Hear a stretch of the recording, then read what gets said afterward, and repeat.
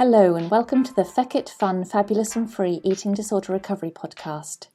I'm Helly and I'm here to provide regular bursts of information and inspiration, some neuroscience applicable to eating disorder recovery, perhaps a few rants, but otherwise lots of positivity with a bit of a feck it attitude, some fun and a sprinkling of fabulousness to help everyone find freedom in recovery.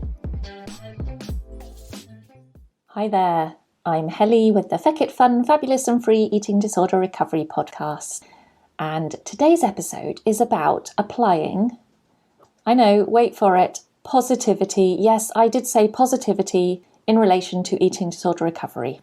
And whether it helps to have good acting skills when you are in recovery. Now, I've already made some other episodes about neuroplasticity, or what we call rewiring in eating disorder recovery. So have a listen to those if you haven't already.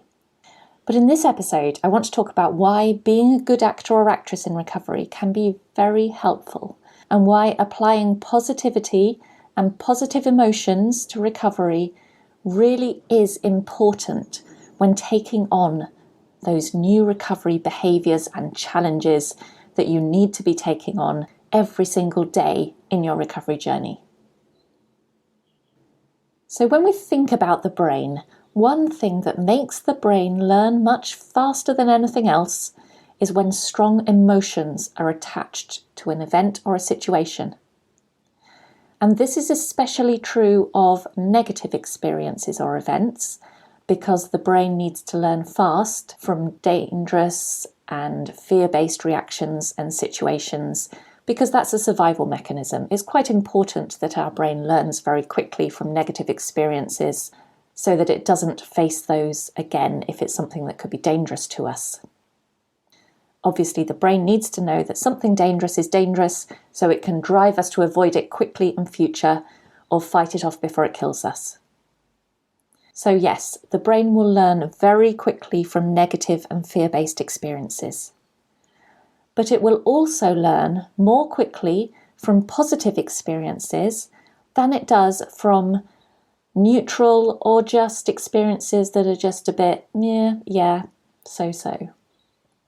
So if you can make recovery experiences positive, then your brain will learn more quickly that these recovery behaviours and situations you are facing are worth wiring in and remembering for the future.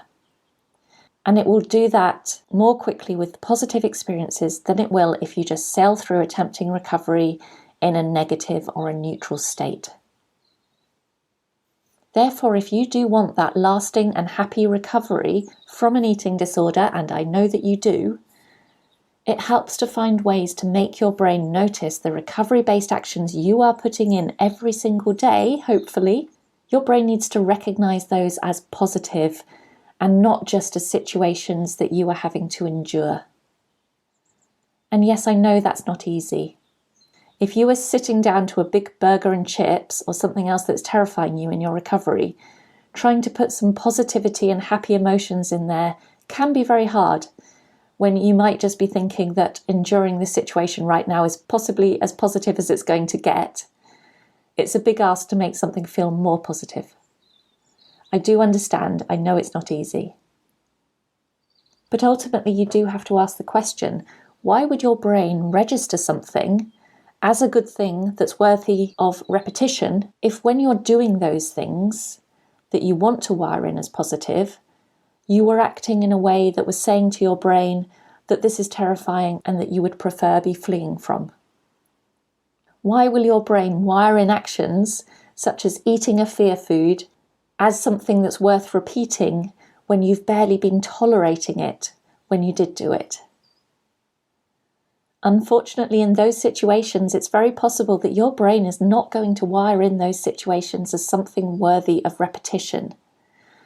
And instead, what's more likely to happen is that once the enforcement to keep eating or resting or engaging in recovery behaviours is gone, it's very likely that without enforcement to keep doing those recovery-focused things, your brain is likely to not seek opportunities to repeat them in the future because they were never positive experiences, and might even be likely to go back to seeking ways to avoid them again instead.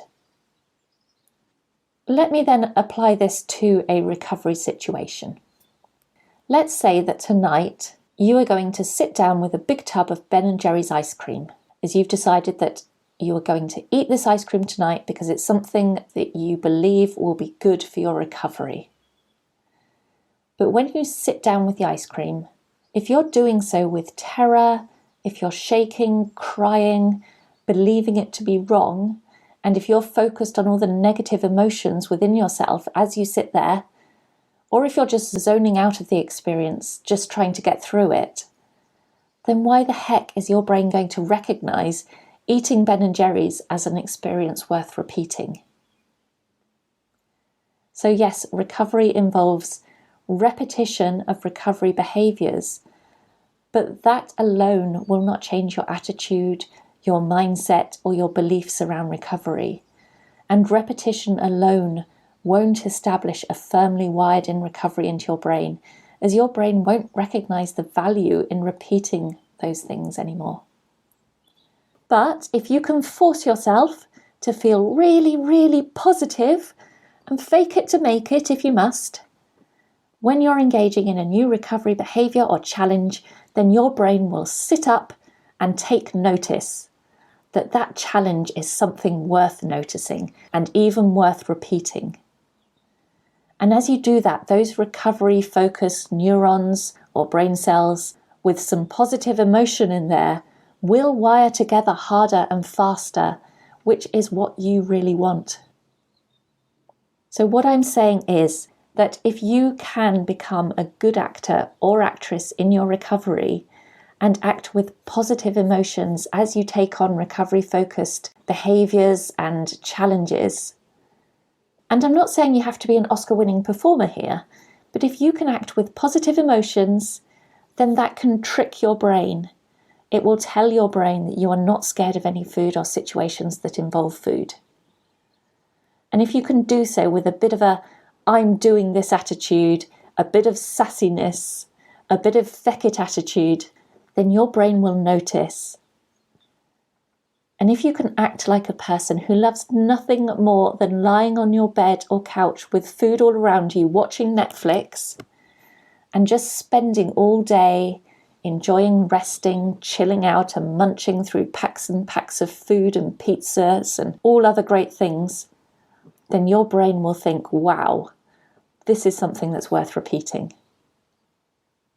And if you can act like a person who is not afraid of weight gain, and act like a person who is confident in their body, even if you don't feel it, just act like that person, then sooner or later your brain will start to feel just a bit easier about weight gain.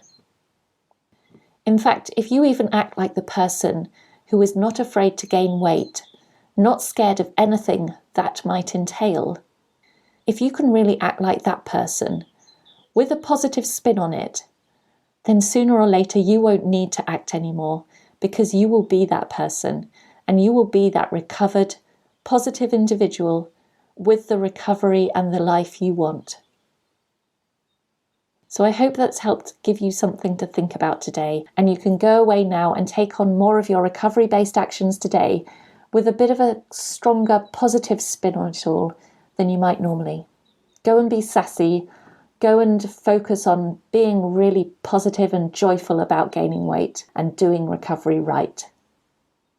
And that's really going to help wire recovery into that brain of yours a bit harder and a bit faster.